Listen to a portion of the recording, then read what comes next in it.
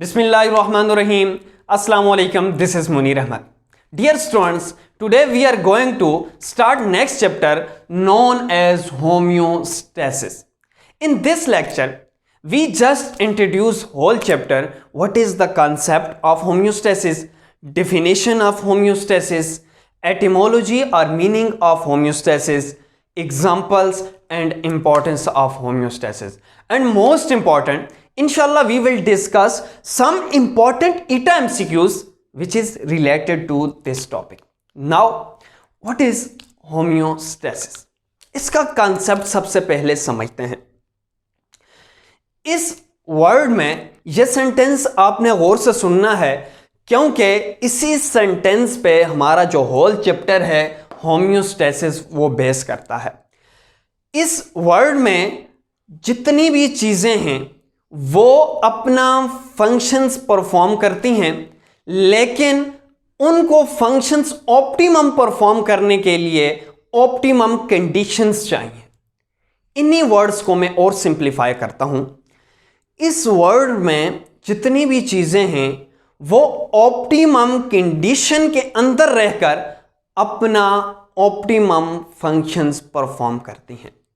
अगर इन चीज़ों को, इन सिस्टम्स को कंडीशंस ऑप्टिमम ना मिले तो क्या ये प्रॉपर फंक्शंस परफॉर्म करेंगी? तो डेफिनेटली स्टूडेंट्स का यही आंसर होता है कि सर नहीं करेंगी. अगर ये ऑप्टिमम कंडीशंस प्रोवाइड ना की जाएं, किसी भी सिस्टम को ऑप्टिमम रिक्वायरमेंट्स प्रोवाइड ना की जाएं, तो क्या वो सिस्टम प्रॉपर फंक्शन परफॉर्म करेगा? तो डेफिनेटली नहीं करेगा. वो सिस्टम जो ऑप्टिमम कंडीशंस प्रोवाइड करता है ऑप्टिमम फंक्शंस परफॉर्म करने के लिए, इसी को होम्योस्टेसिस कहते हैं. लेकिन स्टूडेंट्स को अब भी कंफ्यूजन है. सिंप्लीफाई करता हूं. एग्जांपल्स है. ह्यूमन बॉडी के अंदर ब्लड है, डेफिनेटली है. अप्रोक्सीमेटली ब्लड की जो अमाउंट है वो 5 लीटर होती है.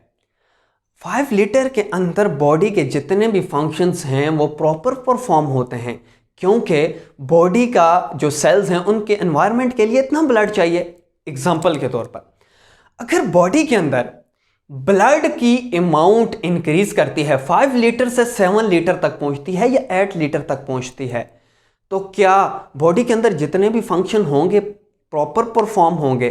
नहीं. अगर 5 लीटर से अगर यही ब्लड डिक्रीज करता है, 3 लीटर पे आता है, तो क्या बॉडी के सेल्स प्रॉपर फंक्शंस परफॉर्म करेंगे?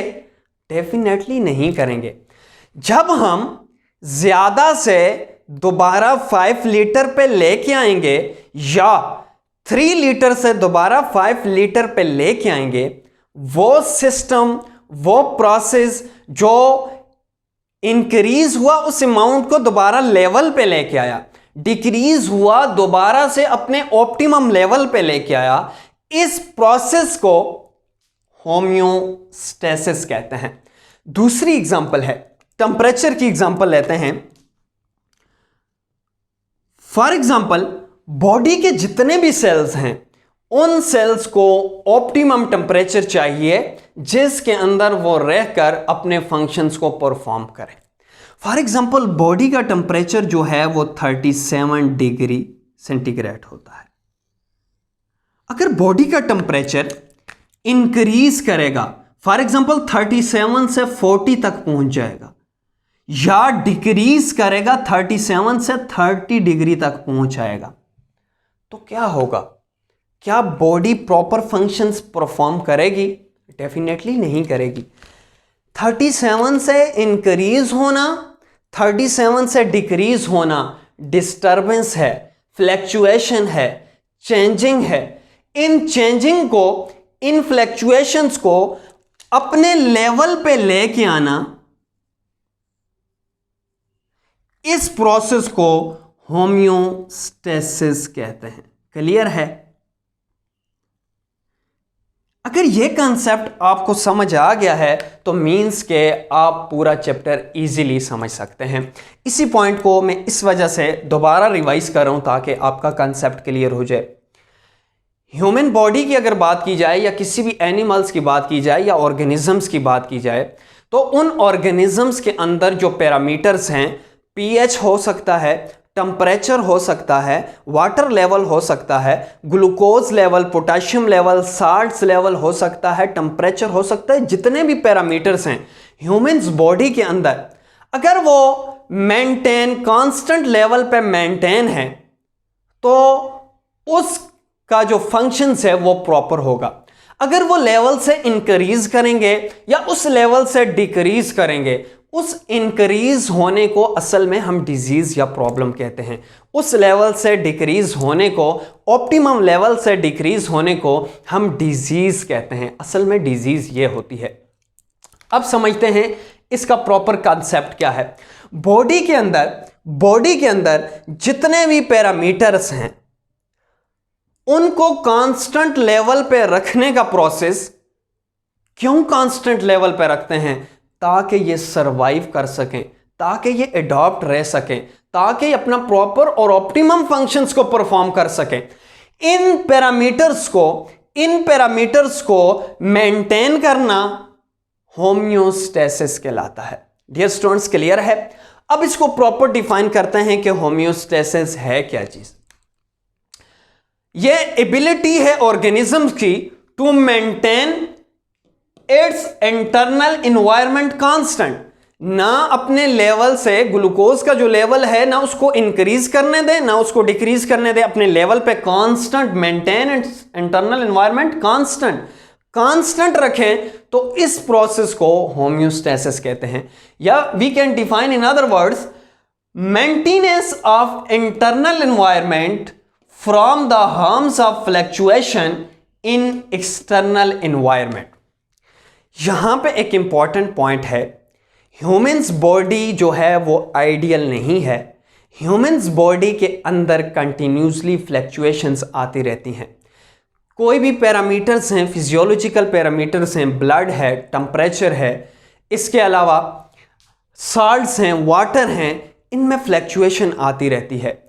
इन फ्लक्चुएशन असल में कहते हैं चेंजेस को।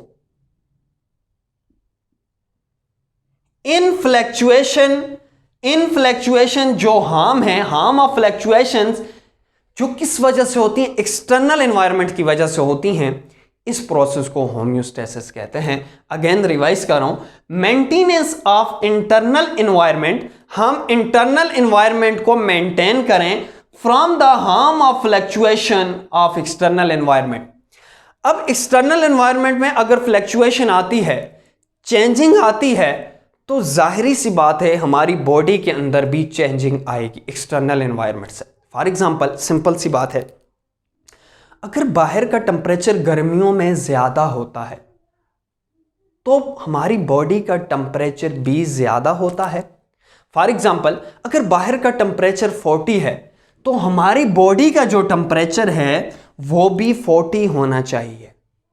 अगर बाहर का टेम्परेचर, फॉर एग्जांपल, अगर इन दोनों में बाहर जो इन्वायरमेंट है, इस इन्वायरमेंट में अगर टेम्परेचर फॉर एग्जांपल 10 डिग्री है तो हमारी बॉडी का टेम्परेचर भी 10 डिग्री होना चाहिए, लेकिन ऐसा होता नहीं है। असल में क्या है, बाहर की जो चेंजिंग आती है, बाहर की चेंजिंग में या फ्लक्चुएशन होती है, उसके अकॉर्डिंग ह्यूमंस बॉडी अपने अंदर चेंजिंग नहीं लाती, बल्कि अपने अंदर जो कंडीशंस हैं उनको ऑप्टिमम रखती है और कांस्टेंट रखती है। अगर बाहर का एक्सटर्नल एनवायरनमेंट है, अगर यहां का टेम्परेचर 40 है तो हमारी बॉडी का टेम्परेचर 37 है। अगर 37 से 40 तक पहुंचता है तो बॉडी के अंदर ऐसे मैकेनिज्म हैं, होम्योस्टेसिस है, जो 40 से 37 पे लेके आता है। अगर बॉडी का टेम्परेचर 30 पे है, 27 पे है, तो हमारी बॉडी के अंदर मैकेनिज्म जिसको हमने होम्योस्टेसिस का नाम दिया है वो क्या करेगा? उसको फिर 37 पे लेके आएगा। इस मैकेनिज्म को जो हमारी बॉडी के अंदर कंडीशंस को कांस्टेंट रखता है ना, उनको चेंज नहीं होने देता। अगर चेंज हो जाएं तो उनको दोबारा अपनी कंडीशंस पे लेके आता है, ऑप्टिमम लेवल पे लेके आता है। इस प्रोसेस को इस मैकेनिज्म को हम होम्योस्टेसिस कहते हैं। अब यहां पे एक वर्ड यूज हुआ है एनवायरनमेंट का। एनवायरनमेंट को पहले समझते हैं कि एनवायरनमेंट क्या है। डियर स्टूडेंट्स, आपको पता है कि एनवायरनमेंट क्या है। हमारे इर्द गिर्द, यह तो स्टूडेंट्स को पता होता है, जहां पे हम रहते हैं हमारा वो इर्द गिर्द सराउंडिंग जो है वो हमारा एनवायरनमेंट है।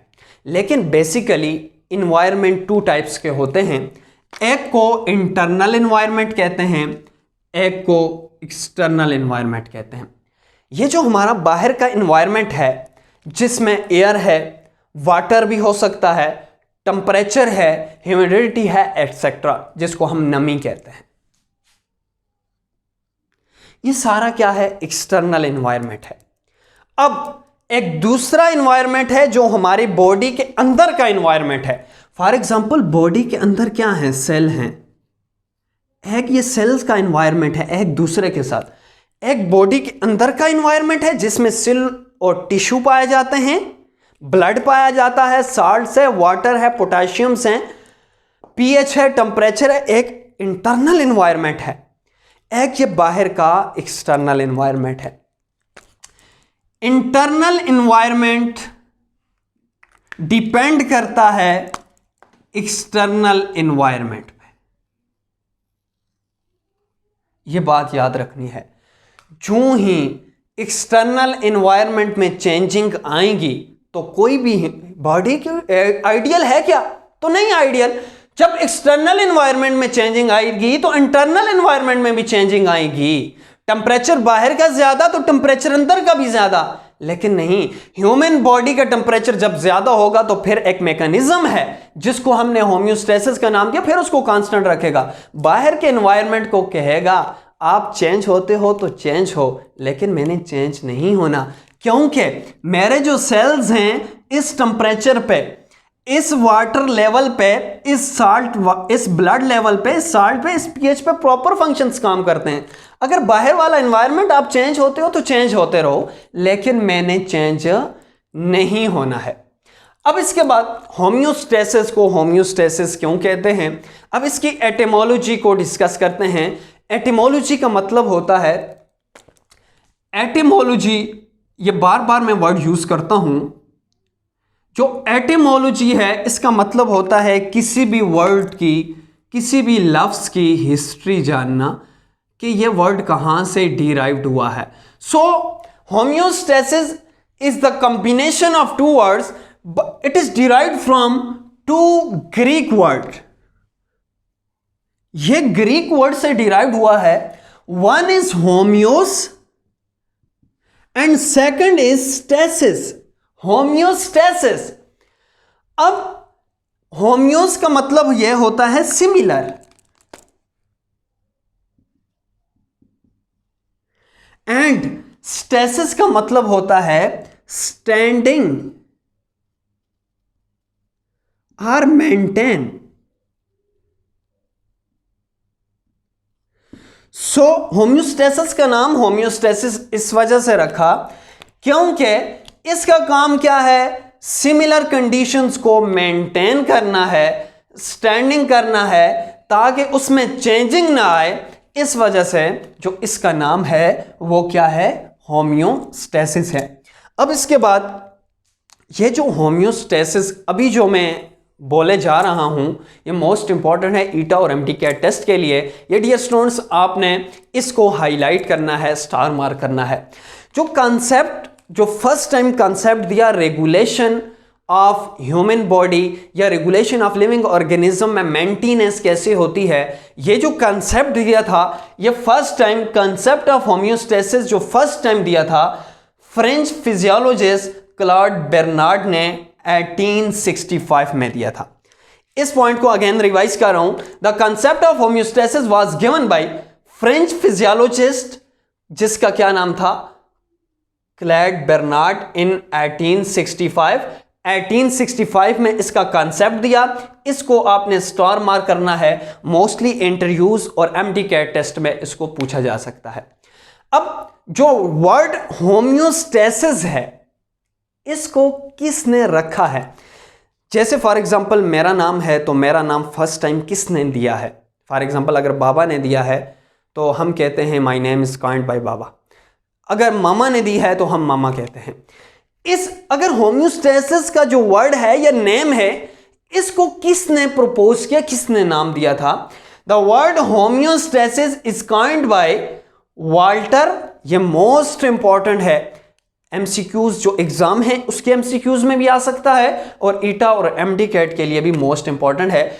Coined by Walter Bradford Cannon, Walter Bradford Cannon in 1926। 1926 में होम्योस्टेसिस का जो वर्ड, जो काइंड, जो नाम रखा था वो वाल्टर ब्रैडफोर्ड कैनन ने दिया था। स्टूडेंट्स मोस्टली इन दोनों को कंफ्यूज कर जाते हैं। अब यहां पे एक मोस्ट इंपॉर्टेंट बात है। अब हमने शुरू में ब्रांचेस डिस्कस की थी बायोलॉजी की, different morphology, anatomy, physiology, parasitology, environmental biology, हमने ब्रांचेस को डिस्कस किया था।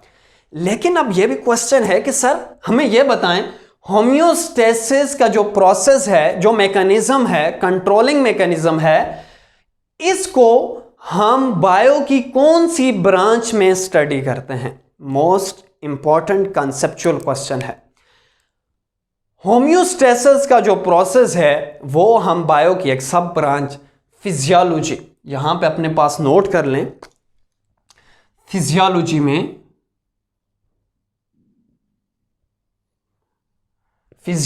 में हम इसको डिस्कस करते हैं।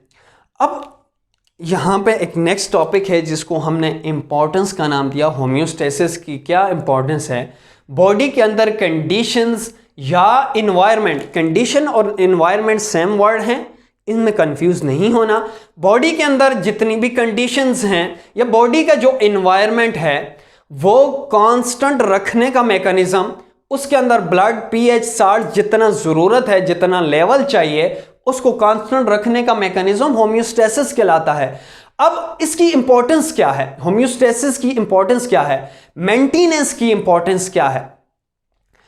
कंडीशन, इसकी अगर पहली इंपॉर्टेंस की बात की जाए, condition in the body must be constant control. जो बॉडी के अंदर जितनी भी कंडीशंस हैं, वाटर का लेवल है, टेम्परेचर का लेवल है, साल्ट्स का लेवल है, आयंस का लेवल है, वो क्या होना चाहिए? कांस्टेंट कंट्रोल होना चाहिए। Because cell depends upon body environment to live and functions. क्योंकि बॉडी के अंदर जितने भी सेल्स हैं वो इस एनवायरनमेंट पे डिपेंड करते हैं, इस ब्लड पे डिपेंड करते हैं, इस पीएच पे डिपेंड करते हैं। अब अगर यहाँ पे चेंजिंग आएगी तो क्या बॉडी के जितने भी सेल्स हैं जिन्होंने फंक्शंस परफॉर्म करना है, क्या वो प्रॉपर फंक्शंस परफॉर्म करेंगे? नहीं करेंगे। तो इसलिए होम्योस्टेसिस की ये इंपॉर्टेंस है कि मैकेनिज्म कंट्रोल मैकेनिज्म हो, कंट्रोल रेगुलेशन हो, कांस्टेंट रहें जितनी भी रिक्वायरमेंट्स हैं, ताकि सेल के अंदर जितनी भी रिक्वायरमेंट्स में वो पूरी हो सकें और अपना फंक्शंस परफॉर्म कर सकें। इसके बाद अगर इसकी दूसरा जो इंपॉर्टेंस है उसकी बात की जाए, homeostasis controlling mechanism helps to prevent the drastic change within the body. Homeostasis का जो मैकेनिज्म है, होम्योस्टेसिस का जो प्रोसेस है, वो क्या करता है? वो बॉडी को कॉन्स्टेंटली मेंटेन करता है। अगर बॉडी के अंदर फ्लैक्चुएशन आ जाए, चेंजिंग आ जाए, फॉर एग्जांपल जिसको हम टेम्परेचर या बुखार कहते हैं, अगर टेम्परेचर हो जाए तो बॉडी के अंदर ड्रास्टिक चेंज है। टेम्परेचर का इंक्रीज करना ड्रास्टिक चेंज है, पीएच का कम होना या ज्यादा होना ड्रास्टिक चेंज है, सल्यूट्स, वाटर एंड सल्यूट्स का ज्यादा होना या कम होना ड्रास्टिक चेंज है। ह्यूमन बॉडी के अंदर जो वेस्ट प्रोडक्ट्स बन रहे हैं, ये बॉडी के अंदर चेंज है। बॉडी को जरूरत नहीं है, बॉडी को क्या करना है? उसको रिलीज करवाना है, एक्सक्रीट करवाना है। अब ड्रास्टिक जब भी चेंज होगी, ये कंट्रोलिंग मैकेनिज्म क्या करेगा? उस ड्रास्टिक चेंज को, उस फ्लैक्चुएशन को मेंटेन करेगा, उस फ्लैक्चुएशन से उसको दोबारा अपने लेवल पे लेके आएगा। अब इस चैप्टर में मेन 3 कंपोनेंट्स जो हैं उनको एक्सप्लेन किया है। अब उन कंपोनेंट्स को देखते हैं कौन कौन से कंपोनेंट्स हैं। अब जो आपका चैप्टर है होम्योस्टेसिस का, वो इन्हीं पॉइंट्स या इन्हीं कंपोनेंट्स पे डिपेंड करेगा। अगर कंपोनेंट्स की बात की जाए,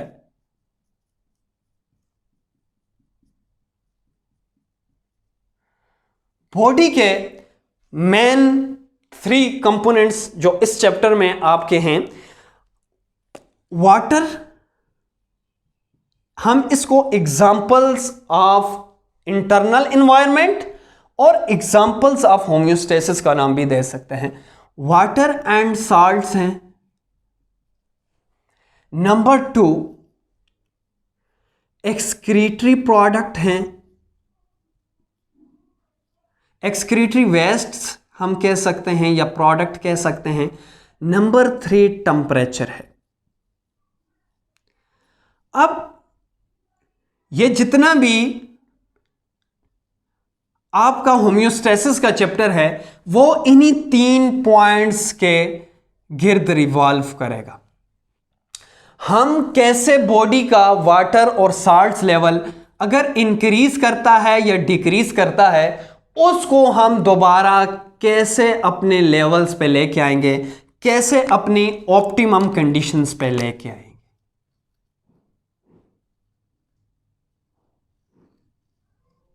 या बॉडी के अंदर कंटिन्यूसली एक्सक्रीटरी प्रोडक्ट्स बन रहा है, यह आपको पता है। हम कोई भी फूड खाते हैं, फूड खाने के रिजल्ट में जो डिज़ॉल्व होती हैं वो ब्लड के अंदर डिज़ॉल्व हो जाती हैं, जो डिज़ॉल्व नहीं होती, अनडाइजेस्टेड होती हैं, वो क्या होती हैं, बॉडी से रिमूव हो जाती हैं। अब बॉडी के अंदर रहना क्या होम्योस्टेसिस है? नहीं। होम्योस्टेसिस क्या है? जो एक्स्ट्रा मटेरियल हो एनवायरनमेंट में, जो सिस्टम को जरूर ना उसको भी रिमूव करना होम्योस्टेसिस है। अब ये जो एक्सक्रीटरी प्रोडक्ट हम रिलीज करेंगे ये भी होम्योस्टेसिस है। इसके अलावा टेम्परेचर अगर बॉडी का इंक्रीज करेगा फिर प्रॉब्लम है, डिक्रीज करेगा फिर प्रॉब्लम है। इसको भी क्या करना है, ऑप्टिमम कंडीशन पे होम्योस्टेसिस ने रखना है। अब जो आपका होल चैप्टर है वो इन्हीं 3 पॉइंट्स पे घूमेगा। वाटर एंड साल्ट्स को कैसे मेंटेन करें, अगर ज्यादा होगा क्या प्रॉब्लम होगा, अगर कम होगा तो क्या प्रॉब्लम होगा। बॉडी के अंदर कौन से ऑर्गन्स हैं, ह्यूमंस के अंदर कौन से ऑर्गन्स हैं जो वाटर और साल्ट्स को मेंटेन करते हैं, क्योंकि बॉडी के अंदर डिफरेंट ऑर्गन्स हैं जिसमें हम किडनी को डिटेल से डिस्कस करेंगे। फिर उसके बाद एक्सक्रीटरी वेस्ट कौन कौन से हैं। फॉर एग्जांपल एक्सक्रीटरी प्रोडक्ट्स हैं, वाटर हो सकता है, कार्बन डाइऑक्साइड एक्सेट्रा। हम कौन सा मेथड है, कौन से ऑर्गन हैं जो इनको रिलीज करते हैं और होम्योस्टेसिस को मेंटेन करते हैं, कांस्टेंट लेवल रखते हैं। यह टेम्परेचर को कौन से ऑर्गन हैं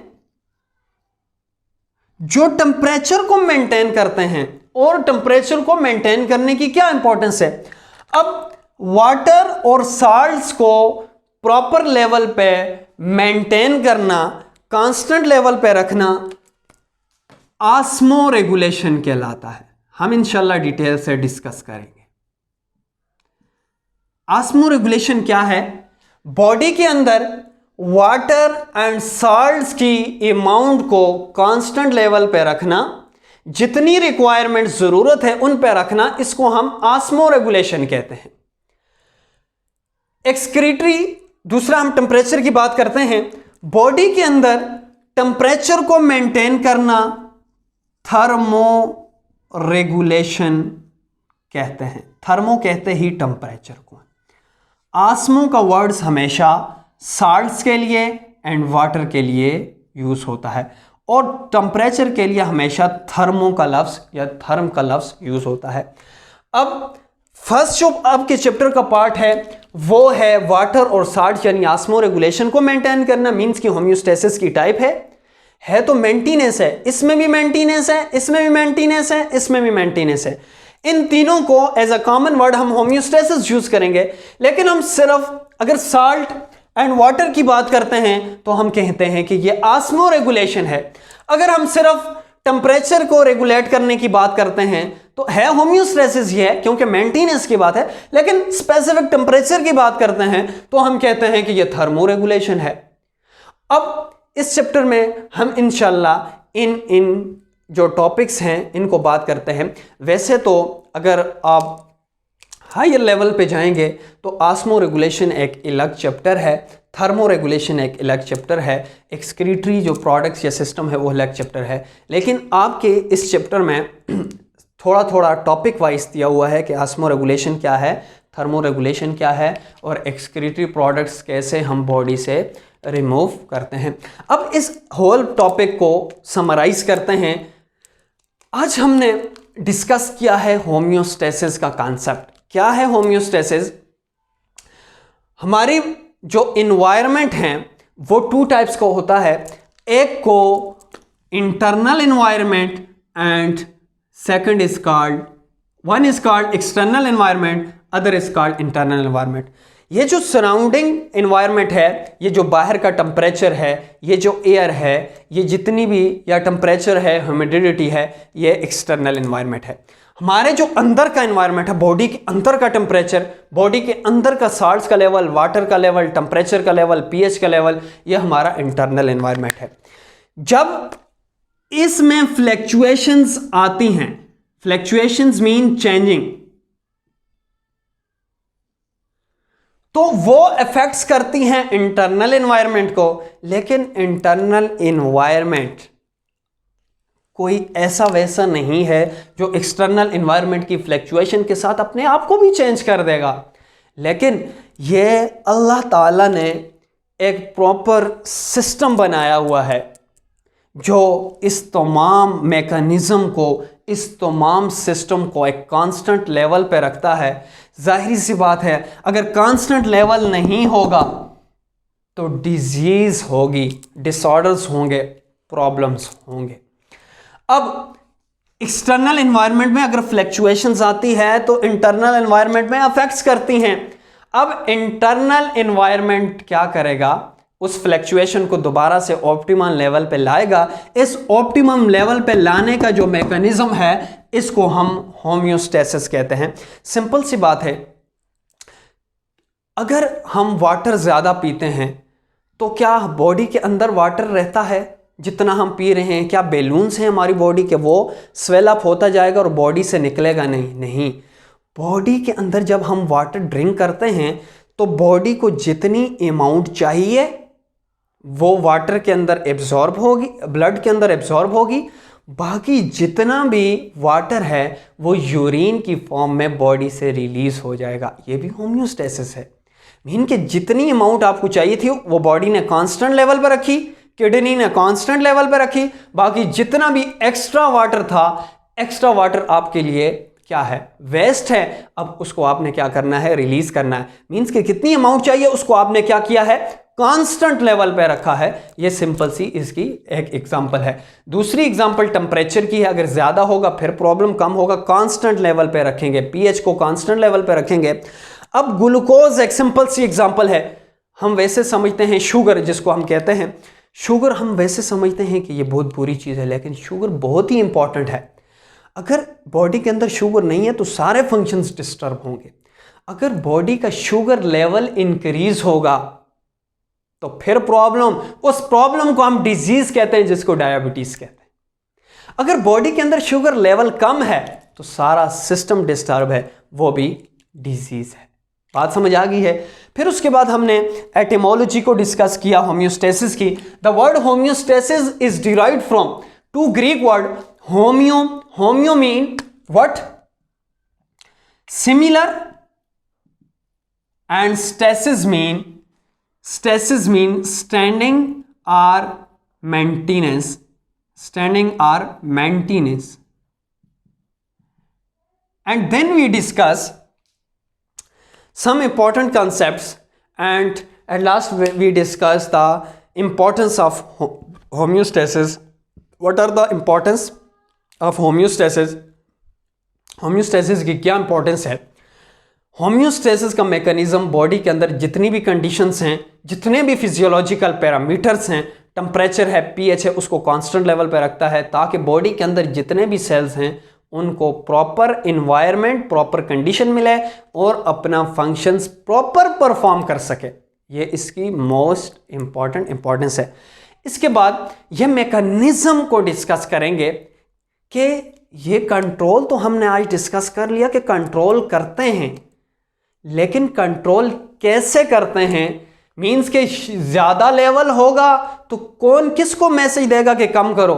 अगर ब्लड के अंदर शुगर लेवल ज्यादा है, साल्ट्स लेवल ज्यादा है, तो कौन किसको मैसेज देगा कि कम करो, और फिर कौन आके बॉडी के अंदर कम करेगा? क्या कोई बाहर से चीज हमारी बॉडी के अंदर घुस के कम करेगी?